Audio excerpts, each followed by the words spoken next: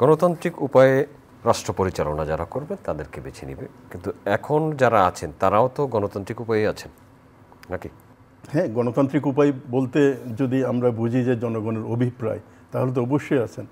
কারণ এই সরকার 5 তারিখের পরেই তো সরকার গঠন হয়, অন্তর্বর্তীকালীন সরকার। তার আগে জনগণের অভিপ্রায় অনুযায়ী নির্বাচনের মাধ্যমে তো সরকার পরিবর্তন কোনো সুযোগ ছিল না।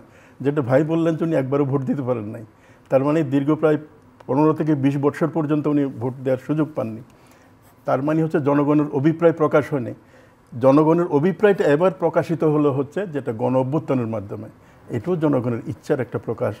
গণবিপ্লব বলি, গণ অভ্যুত্থান বলি, এটা নিশ্চয় জনগণের ইচ্ছায় এই সরকার প্রতিষ্ঠিত হয়েছে। যদি আপনার সময় থাকে আমি দু একটা প্রসঙ্গের আগে বলুন নিয়ে আসতে চাই। প্রথম কথা হচ্ছে কি, উনি বললেন যে কোনো রাজনৈতিক দলের নেতা নির্দিষ্ট উল্লেখ করেন নাই, তারা বলছে বর্তমান পরিস্থিতিতে আইনশৃঙ্খলার এই অবস্থার মধ্যে নির্বাচন হতে পারে না। এটাকে দুইভাবে ব্যাখ্যা করা যায়। একটা হচ্ছে কি, আইনশৃঙ্খলার যদি অবনতি ঘটে তাহলে এই পরিস্থিতির উন্নতি ঘটিয়ে তারপরে ইলেকশন করতে হবে। আরেকটা ব্যাখ্যা হতে পারে যে না, এই পরিস্থিতি যখন এখন মানুষ খুনাখুনি হচ্ছে, এটা ওটা হচ্ছে, গুপ্ত হত্যা হচ্ছে, মবক্রেসি উনি যেটা বললেন আর কি, মব বিচার ইত্যাদি হচ্ছে, তো ফলে এখন ইলেকশন করাই যাবে না। আমি মনে করি যে শেষের ব্যাখ্যাটা যাওয়ার মতো পরিস্থিতি না। আর মব জিনিসটা এটা হচ্ছে কি, অনেক সময় এটা মানে উদ্দেশ্যমূলকভাবে ব্যাখ্যা করা যায়।